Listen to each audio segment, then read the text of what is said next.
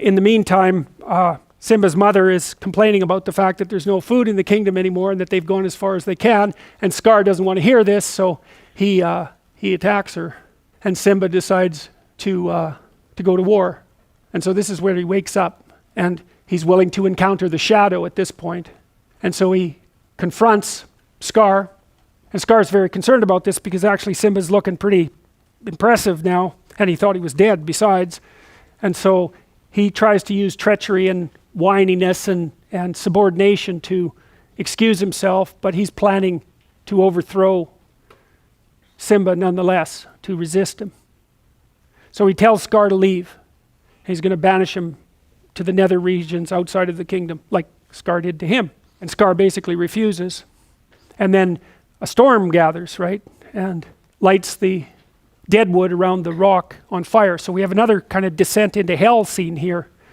Very common in Disney movies, this notion of the hero fighting the evil force on the edge of something that's burning. It's quite a common motif. You see it in Sleeping Beauty, for example. So they have a big war, and Scar ends up putting Simba in the same position that Mufasa was in, and then he whispers to him that he killed his father.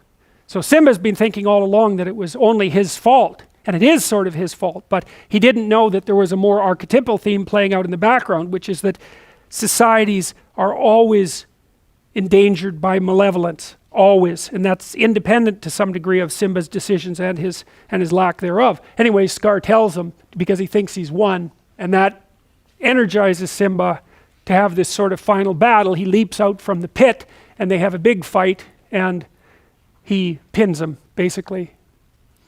And the female lionesses come to his aid, and Simba tells him that, again, that he has to leave. And so they have a big fight. That's a particularly good bit of animation. So there's a real demonic aspect to Scar there, sort of king of hell imagery.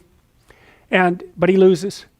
And then he blames his minions. He blames the hyenas for everything terrible that's happening, forgetting that they can hear him. And then he falls off the cliff, and the hyenas go in and finish him off. So it's a pretty brutal ending for poor old Scar, eaten by his own minions.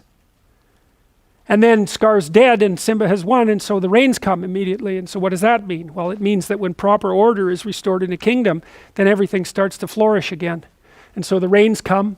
While it's raining, Simba climbs up to the top of the rock, and now he's completely mature, right? The pathetic facial expression disappears entirely, and he straightens himself up because now he's full of serotonin after having defeated good old Scar, and all the lionesses are roaring, and he climbs up Pride Rock, and they roar at him, which is good. They're tough, and he's tough, and they're showing their teeth. It's not a society of naive and harmless creatures. It's something that's got some bite.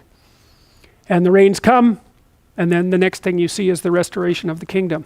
And so basically what that means is that if the individual is willing to confront their own shadow and then to take on the malevolent forces that continually undermine society, then harmony can be restored and everyone can do well. And so then we have a return to the beginning, right? And so Simba and Nala are now a couple, along with Pumbaa and Timon, and they have a baby, and Rafiki shows up and does the same thing. He's going to present the baby to the sun and have all the animals bow again, and that's the end of the movie. So that's all packed into an archetypal tale.